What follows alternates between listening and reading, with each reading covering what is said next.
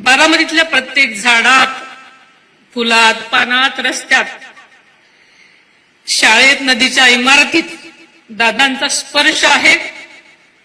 त्या निर्जीव इमारती, ती न बोलणारी पानं आणि फुलं सुद्धा आज दादांच्या आठवणीने रडत आहेत. 4 वेळा मुख्यमंत्री राहिलेल्या आदरणीय पवार साहेबांची सून म्हणून आणि 6 वेळा उपमुख्यमंत्री राहिलेल्या अजितदादांची पत्नी म्हणून मी गेल्या 40 वर्षात पवार परिवाराची काळजी घेतलेली आहे. बारामती म्हणजे दादांचा श्वास होता, म्हणूनच त्यांचा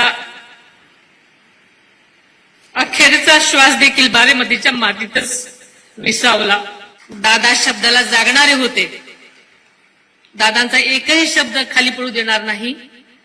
दादांना साक्षी ठेवूनच मी तुम्हाला हेही वचन देते. अमृता प्रीतम यांचं एक खूप प्रसिद्ध पुस्तक आहे, कोरे कागज. ज्या पुस्तकाची पहिलीच ओळ आहे की मरने के बाद आदमी का क्या रह जाता है. त्या पुस्तकाचा गाभा असा आहे की एखाद्या व्यक्तीच्या मृत्यूनंतर त्याच्याशी संबंधित लोक भवतालामध्ये त्याचं जगणं शोधत राहतात, त्याच्या पाऊलखुणा शोधत राहतात आणि त्याच्याशी रिलेट करत राहतात. त्याच्यासारखाच काम करणारा कोणी असेल तर त्याच्यामध्ये ते त्या मृत्यू झालेल्या व्यक्तीला शोधतात. तुम्ही म्हणाल की हा नेमका प्रकार काय आहे, तर हे सगळं जाणून घेण्यासाठी हा व्हिडिओ जो आहे तो तुम्ही शेवटपर्यंत बघा. नमस्कार, मी अभिजित करंडे. सेंटर पॉईंटमध्ये आपल्या सर्वांचं स्वागत आहे. महाराष्ट्राचे उपमुख्यमंत्री अजित पवार यांचा 28 जानेवारीला प्लेन क्रॅश होऊन मृत्यू झाला. त्यांच्या मृत्यूनंतर फक्त बारामती नाही तर अवघा महाराष्ट्र हळहळला. देशाच्या कानाकोपऱ्यातल्या मराठी माणसांना त्याबद्दल एक वेदना होती, पण बारामतीकरांची वेदना अधिक तीव्र होती. आणि त्याचं कारण असं होतं की बारामतीकरांचा सगळ्या जगण्याचा भोवताल जो होता तो अजित पवार नावाच्या एका व्यक्तीच्या भोवती फिरत होता. तुम्ही म्हणाल की एखादा राजकारण्याच्या मागे किंवा त्याच्या भोवती असा भोवताल फिरतो का, तर फिरतो. त्याचं कारण असं आहे की तिथली एखादी खाजगी संस्था असो किंवा सरकारी संस्था, तिथली MIDC असो किंवा तिथली हॉस्पिटल्स, तिथली कॉलेजेस असो किंवा तिथलं सामाजिक जीवन, या सगळ्याच्या केंद्रस्थानी अजित पवार होते. आणि त्यामुळं एका प्रकारे बारामतीचं अख्खं अर्थकारण, बारामतीचा अख्खा भोवताल जो होता तो अजित पवारांच्या भोवती फिरत होता. शरद पवारांनी अजित पवार यांच्या हातात बारामतीचा कारभार दिल्यानंतर अजित पवार हा बारामतीच्या राजकारणाचाच नव्हे तर जगण्याचा केंद्रबिंदू होते. आणि त्यामुळं अजित पवार गेल्यानंतर काय होणार याची जी भीती होती किंवा याबद्दलची जी एक असुरक्षितता होती ती अनेकांच्या मनामध्ये बोलताना जाणवली. आणि म्हणून तिथला उद्योजक, तिथला शेतकरी, तिथला व्यापारी, तिथला तरुण, तिथल्या महिला, तिथल्या मुली, तिथला विद्यार्थी, हे सगळेजण अजित पवारांना शोधत होते. आता मुद्दा असा आहे की सुनेत्रा पवारांनी तर उपमुख्यमंत्रीपदाची शपथ घेतली, पण मग त्यांच्यामध्ये अजित पवार सापडले का, त्यांच्यामध्ये अजित पवार दिसले का, हा खरा प्रश्न होता.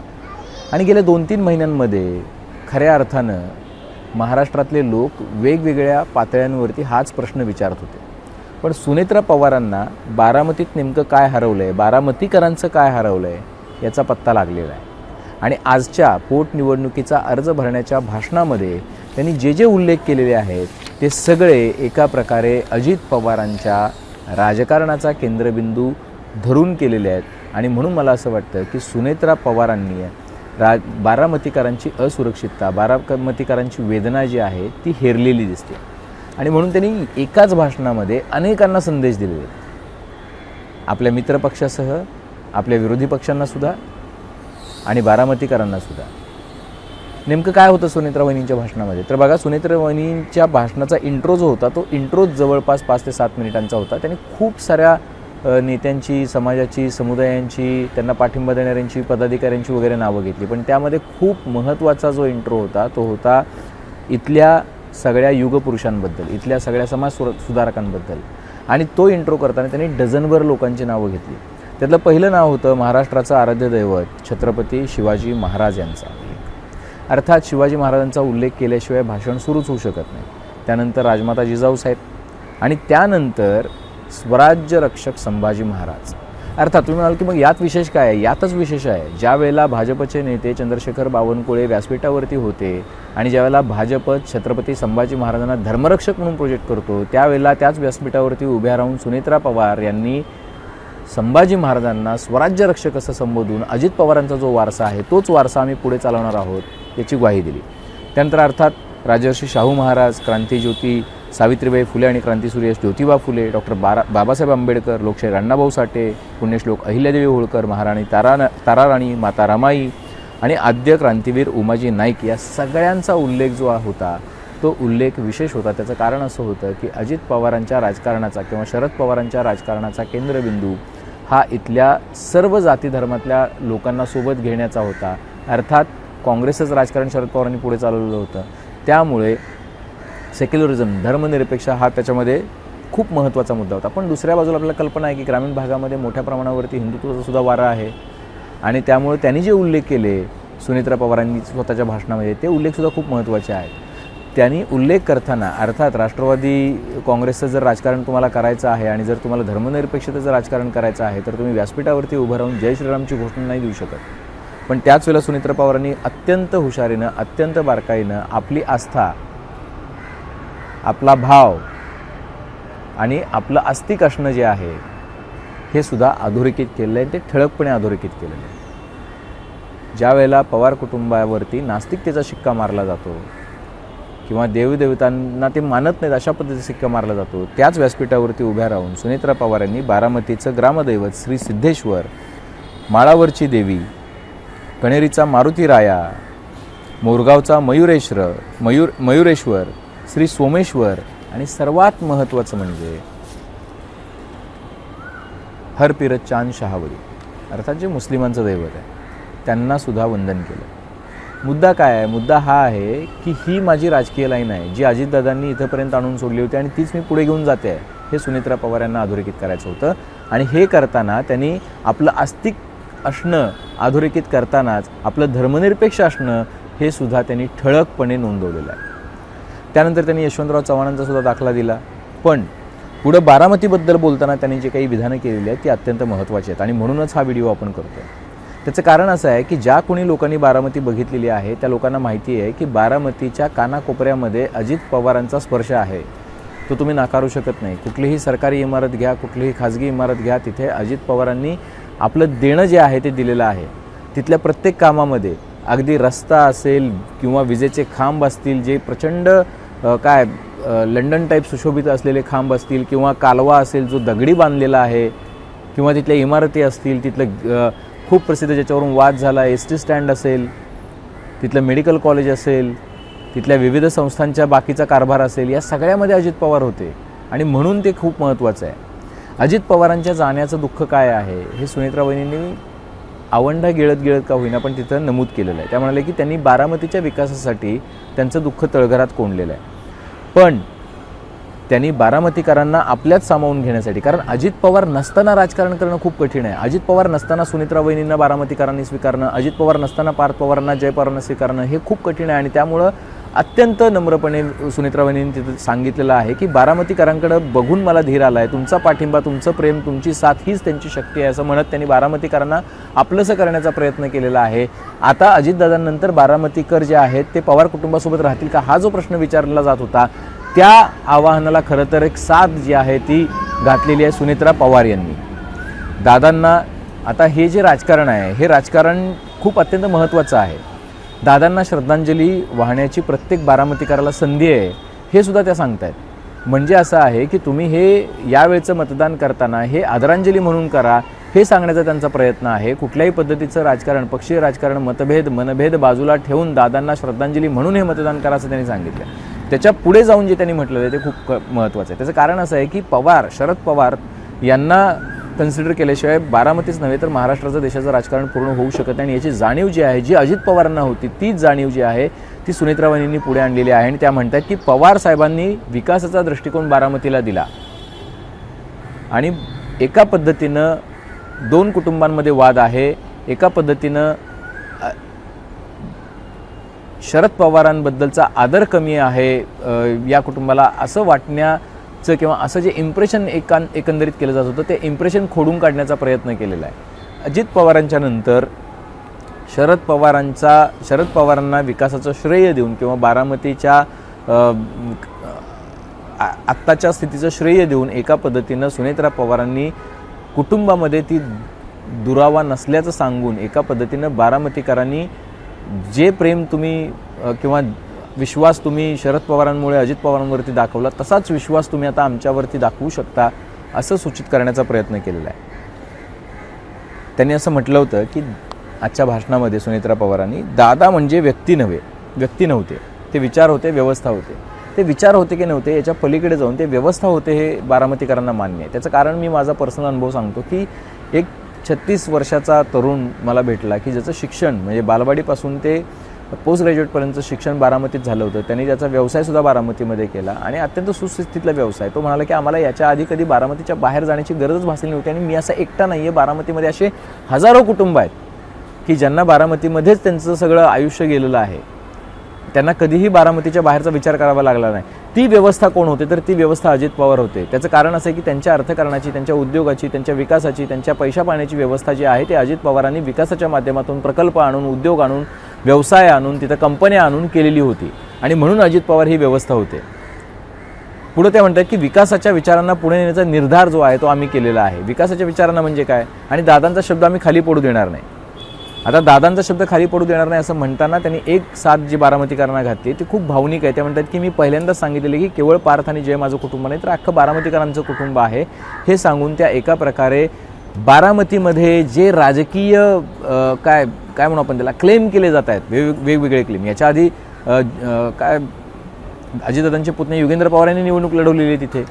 याच्या आधी सुनेत्रा वहिनींच्या विरोधामध्ये सुप्रिया सुळेंनी निवडणूक लढवलेली आहे तिथे. त्यामुळे केवळ आणि केवळ दादांचं कुटुंब म्हणून जे आहे ते दादांचं कुटुंब म्हणजे माझं कुटुंब नाही तर तुम्ही सगळे माझं कुटुंब आहात असं सांगून सुनेत्रा पवारांनी एका प्रकारे राजकीय क्लेम करणाऱ्यांना सुद्धा तुम्ही थारा देऊ नका. अजितदादांचं राजकीय वारस जो आहे तो आता मी आहे आणि मी उभी आहे हे सांगण्याचा प्रयत्न सुनेत्रा पवारांनी केलेला आहे. त्यांची पुढची वाक्य फार महत्त्वाची आहे. त्या म्हणतात की दादांच्या जाण्यानं अनेक कार्यकर्त्यांचं मनोबल खचलं पण काळजी करू नका, एकाही कार्यकर्त्याला वाऱ्यावर सोडणार नाही. दादांचा जनता दरबार यापुढेही तसाच सुरू राहील. लोकांची कामं होणं हीच खरी श्रद्धांजली.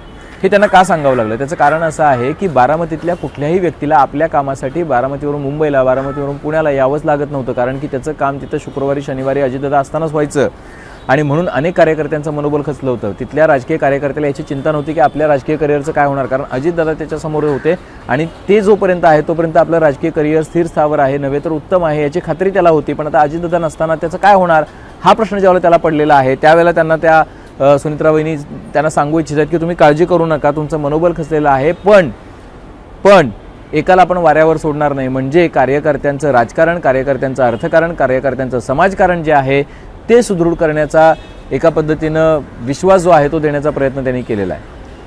आता दादांचा जनता दरबाराबद्दल मी बोललो की सगळी कामं इथंच व्हायची त्यामुळे बाकीच्यांना कुठं जाण्याची गरजच नव्हती. आता मुद्दा असा आहे की दादांच्या जाण्यानं बारामतीमध्ये एक अत्यंत अस्वस्थतेचं वातावरण आहे असं त्या म्हणाल्या. त्यासोबतच त्या म्हणतात की अजूनही त्या भावना आहेत आणि पुढं ज्या म्हणतात ते अत्यंत महत्त्वाचं आहे. व्यापारी, शेतकरी, उद्योजक, तरुण, महिला सगळेच हवालदिल होते पण ठामपणे सांगते बारामतीचा विकास पूर्वीसारखाच वेगानं राहील. बाजारपेठेतील उलाढाल पुन्हा गतिमान होण्यासाठी नवे प्रकल्प आणि गुंतवणूक बारामतीत येण्यासाठी योग्य त्या पातळीवर लक्ष देईन. कृषी व दुग्ध व्यवसाय, उद्योग, रिअल इस्टेट सर्वच क्षेत्रांना नक्कीच चालना मिळेल. ही जी भीती आहे बारामतीतल्या लोकांना की आपलं अर्थकारण उद्या उठून आपल्याला इथून रोजगारासाठी, आपल्याला पैसे कमावण्यासाठी आजपर्यंत कधीही बारामती सोडण्याची गरज पडली नाही 60 वर्षामध्ये. आता मात्र तिथल्या लोकांना असं वाटतंय की आपला इथला उद्योग व्यवसाय जो आहे तो अडचणीत येईल की काय. बिल्डर लॉबी तिथली जी आहे ती प्रचंड स्ट्रेसमध्ये आहे. त्याचं कारण असं आहे की विलासराव देशमुख गेल्यानंतर लातूरमधलं रिअल इस्टेटचं मार्केट कोसळलेलं होतं. गोपीनाथ मुंडे गेल्यानंतर परळीची बाजारपेठ जी आहे ती अडचणीत आलेली होती, तशी भावना तिथल्या व्यापाऱ्यांची होती. आणि आज त्या दोन्ही शहरांची अवस्था बघा. गोपीनाथ मुंडे असताना काय होती, विलासराव देशमुख असताना काय होते आणि आज काय आहे. पण दुसऱ्या बाजूला बारामती म्हणजे एखाद्या जिल्हा वाटावा असा तालुक्याचं शहर अजित पवारांनी आणि शरद पवारांनी ते केलं. तिथल्या प्रत्येक गोष्टीवरती त्यांचं बारीक नजर होती. त्यामुळे तिथल्या लोकांना कधीही आपलं अर्थकारण सांभाळण्यासाठी किंवा आपल्या रोजीरोटीसाठी बारामती सोडून खूप दूरवर जावं लागलं अशी काही खूप मंडळी नाही आहेत. ज्यांनी ठरवलं त्यांना तिथंच रोजगार मिळाला. विद्या प्रतिष्ठान, शारदा प्रतिष्ठान, KVK कृषी विज्ञान केंद्र असेल, या सगळ्या माध्यमातून खूप मोठी एक शैक्षणिक बाजारपेठ तिथं उभी राहिली. दुसऱ्या बाजूला तिथं शिकायला येणाऱ्या मुलांमुळं एक पॅरलल व्यवस्था, त्या मुलांची व्यवस्था लागेल, हॉस्टेल्स लागतील, खानावळी लागतील, हॉटेल्स लागतील, शैक्षणिक साहित्य पुरवणारे लोक लागतील, की त्याची दुकानं लागतील, ती व्यवस्था उभी राहिली. त्यामुळे ह्या मोठ्या संस्था एका पद्धतीचं अर्थकारण घेऊन आल्या तिथं बारामतीमध्ये. दुसऱ्या बाजूला जर आपण बघितलं तर शेतकरी त्या म्हणतात की दुग्ध उद्योजक, त्याचं कारण काय आहे? मोठ्या प्रमाणावरती म्हणजे जवळपास 20-30 वर्षांपूर्वी डायनामिक्स डेअरी जी आहे ती तिथं गेली. आपल्याला कल्पना आहे की फरारी शुगरसारखी चॉकलेट्स तिथं बनतात. त्यामुळं तिथल्या सगळ्या उद्योग व्यवसायाला, रिअल इस्टेटला भाव वाढला, तिथं राहायला जाणाऱ्या लोकांची संख्या वाढली, रोजगाराची संख्या वाढली. एक अर्थकारण जे आहे ते बारामतीमध्ये शरद पवार आणि अजित पवारांनी तयार केलं. जे अर्थकारण महाराष्ट्रातल्या इतर कुठल्याही शहरामध्ये इतकं परिपूर्ण अर्थकारण तुम्हाला क्वचित बघायला मिळेल, अशा पद्धतीचं अर्थकारण एका तालुक्यात बघायला मिळालं. आणि त्यामुळं तिथला अजितदादांच्या निधनानंतर आणि शरद पवार ज्यावेळेला 87-86 वर्षांचे आहेत त्यावेळेला व्यापारी, शेतकरी, उद्योजक, तरुण, महिला हे अस्वस्थ असण्याचं अगदी स्वाभाविक आहे. आणि त्यांना साथ घालण्याचा प्रयत्न जो आहे तो सुनेत्रा पवारांनी केला आहे. त्याच्या पुढे त्या म्हणतात की बघा, महिला आणि मुलींच्या सुरक्षिततेबाबत दादांच्या नंतर सगळ्यांच्यामध्ये संभ्रम आहे. आता आमचं कसं होणार? दादा असताना सुरक्षिततेबाबत बारामतीची जी ओळख होती ती कायम राहिली याची खात्री बाळगा. त्यांना हेच का सांगावं लागलं? त्याचं कारण असं आहे की ज्या दिवशी अजित पवारांवरती अंत्यसंस्कार झाले त्याला परत येताना एक महिला भेटली जी तिथे शिक्षिका म्हणून काम करते. तिने असं सांगितलं की मी इथं एकटी राहते, त्यांचे पती जे आहेत ते दुसऱ्या शहरामध्ये प्रोफेसर म्हणून काम करतात, पण मला इथे एकटे राहताना कधी भीती वाटली नाही. त्याचं कारण अजितदादा होते. इथं कधीही कुणावरतीही अशा पद्धतीनं छेडखाण किंवा कोणीतरी टवाळक्या केल्याचं साधं उदाहरण सुद्धा बघायला मिळत नाही. आता मात्र आम्हाला भीती वाटते, कारण की अजित पवारांचा दरारा वचक आणि त्याच्यामुळे पोलिसांवर असलेलं लक्ष आणि पोलिसांचं त्यामुळे इथल्या कायदा सुव्यवस्थेवर असलेलं लक्ष हे फार महत्त्वाचं ठरत होतं. आता ती महिला जिला ती भीती वाटत होती, जिनं ते शेअर केलं होतं आमच्याशी येताना, त्या महिलांचा प्रश्न जो आहे तो इथं उभा राहतोय. शारदा प्रतिष्ठान असेल, विद्या प्रतिष्ठान असेल, किंवा कृषी विद्यापीठ असेल, किंवा कृषी विज्ञान केंद्र असेल, किंवा इतर सगळ्या संस्था असतील, या सगळ्या संस्थांमध्ये शिकण्यासाठी, काम करण्यासाठी हजारो महिला बाहेरच्या शहरांमधून, बाहेरच्या गावांमधून तिथं येत आहेत बारामतीमध्ये. पण आज तागायत कुठली एक साधी तक्रारसुद्धा कधी बातमीच्या स्वरूपात मोठी आपल्याला कधी बघायला मिळाली नाही की महिलांवरती तिथं काहीतरी त्यांना असुरक्षित वाटलं, बारामतीमध्ये काहीतरी प्रॉब्लेम झाला, काहीतरी अडचण झाली. आणि त्याचं कारण आहे की ही जी मंडळी होती, अजितदादांचं तिथं बारीक लक्ष होतं, कायदा सुव्यवस्थेचं बिघडणार नाही याची त्यांनी काळजी घेतली होती आणि अत्यंत सेफ आणि सुरक्षित शहर म्हणून बारामतीला ओळखलं जायचं.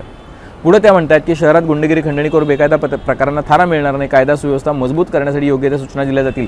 बारामतीकरांच्या मनामधला प्रत्येक प्रश्न ते ॲड्रेस करताना आपल्याला बघायला मिळालेला आहे. कारण असं आहे की इतकी मोठी MIDC तिथे आहे, एवढं मोठं औद्योगिक क्षेत्र आहे तिथे, किंडर जॉयपासून ते टेक्स्टाईल पार्कपर्यंत सगळ्या गोष्टी तिथं आपल्याला बनताना बघायला मिळतात. मग या सगळ्या लोकांना एका पद्धतीची असुरक्षितता आहे की बाकीच्या शहरांमध्ये जशी गुंडगिरी चालते, MIDCमध्ये कोणीतरी हप्तेच मागायला येतो, कोणीतरी खंडणीच मागायला येतो, कोणीतरी म्हणतो की आमच्याकडूनच सामान घेतलं पाहिजे, कोणीतरी म्हणतो की आमच्याकडूनच तुम्ही स्टील घेतलं पाहिजे, कोणीतरी म्हणतो की आमच्याकडूनच तुम्ही बांधकामाचे मजूर घेतले पाहिजेत. तर हे जे आहे हे सगळं जे पुन्हा चालू होईल याची भीती तिथल्या उद्योजकांना वाटते. त्यांना सुद्धा त्यांनी, मला असं वाटतं की आश्वासित करण्याचा प्रयत्न केलेला आहे. पण त्याच्या पुढे जे शेवटचे 2-3 मुद्दे आहेत, नीरा डावा कालवा बारामतीच्या शेतीसाठीचा जीव आहे, शेतकऱ्यांना नियमित पाणी मिळत राहील असं त्या म्हणतात. मुद्दा असा आहे की नीरा डावा कालव्यावरून प्रचंड राजकारण झालं आणि त्या नीरा डावा कालव्यामुळेच बारामतीचं अर्थकारण सुदृढ झालं, तिथली शेती जी आहे ती हिरवीगार झाली, तिथला शेतकरी संपन्न झाला. आता ते पाणी मिळत राहणं ही बारामतीकरांची गरज आहे. शेतकऱ्यांच्या मनामध्ये तो प्रश्न होता, तो सुद्धा त्यांनी ॲड्रेस केला. जनाई, शिरसाई, पुरंदर उपसा योजना, खडकवासला फुरसंगी बोगदा, हे जे काही भविष्यातले प्रकल्प आहेत त्याच्याकडे सुद्धा त्यांनी लक्ष दिलं. पण मुद्दा काय आहे? मुद्दा हा आहे की बारामतीच्या लोकांना अजितदादा गेल्यानंतर आपलं अर्थकारण, आपलं जगणं, आपलं तिथलं पूर्ण भोवताल जो आहे तो धोक्यात आल्यासारखा जो वाटतोय, जो असुरक्षित वाटतोय, तो त्यांनी ॲड्रेस करण्याचा प्रयत्न केला आहे. आणि मला असं वाटतं की प्रॉब्लेम लक्षात येणं हे प्रॉब्लेमच्या सोल्युशनकडे जाण्याचं पहिलं पाऊल आहे. सुनेत्रा पवारांनी ते पहिलं पाऊल आज आपल्या भाषणामध्ये टाकलेलं आहे. त्यांना एक्झॅक्टली माहिती आहे बारामतीकरांची भावना काय आहे. मला असं वाटतंय की ही भावना जी त्यांच्या लक्षात आलेली आहे, जी त्यांनी अधोरेखित केलेली आहे, जी त्यांनी आश्वासित केलेली आहे, ती त्यांना जर डिलिव्हर करता आली, तिथल्या महिलांची, मुलींची सुरक्षितता डिलिव्हर करता आली, तिथं कुठल्याही पद्धतीनं आता जी परिस्थिती आहे तशाच पद्धतीचं सुरक्षित वातावरण त्यांना जर राखता आलं, तिथल्या शेतकऱ्यांना, तिथल्या दुग्ध व्यावसायिकांना, तिथल्या उद्योजकांना, व्यापाऱ्यांना, तिथल्या इंडस्ट्रियलिस्टना जर तिथं मोकळं वातावरण मिळालं आणि तिथलं अर्थकारण जर सुरक्षित राहिलं, तर मला असं वाटतं की अजितदादांचा वारसा सुनेत्रा पवार यांनी सक्षमपणे पुढे नेला असं म्हणता येईल. अजितदादांचा वारसा पुढे नेणं म्हणजे केवळ पक्षाचे आमदार निवडून आणणं, पक्षाच्या जिल्हा परिषदा आणि बाकीचे लोक निवडून आणणं नव्हे, तर अजितदादांचा वारसा पुढं नेण्याचं पहिलं पाऊल हे बारामती पुढं नेण्यामध्ये आहे. अजितदादांचा वारसा पुढं नेण्याचं पहिलं पाऊल हे महाराष्ट्र सुरक्षित करण्याआधी बारामती सुरक्षित करण्याआधी आहे. अजितदादांचा वारसा पुढं नेण्यामध्ये जसं महाराष्ट्राचं अर्थकारण, राजकारण, समाजकारण, कार्यकर्त्यांचं राजकारण, अर्थकारण, समाजकारण सुरक्षित करण्यामध्ये आहे, त्याआधी त्यांना ते बारामतीत करून दाखवावं लागेल. सुनेत्रा पवार ह्या खूप कणखर आहेत हे त्यांना आधी बारामतीत सिद्ध करावं लागेल आणि बारामती हीच त्यांची अग्निपरीक्षा घेणारं केंद्र आहे. मला असं वाटते त्या अग्निपरीक्षेमध्ये त्या यशस्वी होतात का याकडे आपलं लक्ष आहे. अर्थात आज अर्ज भरताना सुनेत्रा पवार यांनी प्रत्येक मुद्दा अधोरेखित केला, ठळकपणे अधोरेखित केला आणि त्या दिशेने प्रयत्न करण्याचं आश्वासन दिलेलं आहे. ते आश्वासन किती पाळतात याकडे आपलंही लक्ष असणार आहे. कारण राजकारणामध्ये भावभावनांना फार किंमत असते, पण कुणाच्या? लोकांच्या. कारण भावनांवर आरूढ राजकारणी राजकारण करतात, पण ते भावना शून्यता येईपर्यंत राजकारण करतात. मला असं वाटतंय अजितदादा गेल्यानंतर लोकांच्या केवळ भावना त्यांच्यामध्ये गुंतलेलं नाही, तर लोकांचा व्यवहार गुंतलेला आहे, लोकांचं जगणं गुंतलेलं आहे आणि ते जे जगणं आहे ते सुरक्षित केलं सुनेत्रा पवारांनी, तर मला असं वाटतं की अजितदादांचं राजकारण आपोआप सुरक्षित होईल. निवडणुकीच्या निकालावरती आपलं लक्ष असणार आहे. काँग्रेस, राष्ट्रवादी बरंचसं राजकारण चालू आहे, पण तुम्हाला सुनेत्रा वहिनी पवार यांचं भाषण कसं वाटलं हे तुम्ही निश्चितपणे कमेंट बॉक्समध्ये नोंदवा. बेल आयकॉनवरती क्लिक केलं तर अपडेट्स मिळत जातील. सर्वात महत्त्वाचं म्हणजे मुंबई तकचं यूट्यूब चॅनल सबस्क्राईब करायला विसरू नका. आजच्या सेंटर पॉईंटमध्ये इथेच थांबतोय. पाहत रहा मुंबई तक.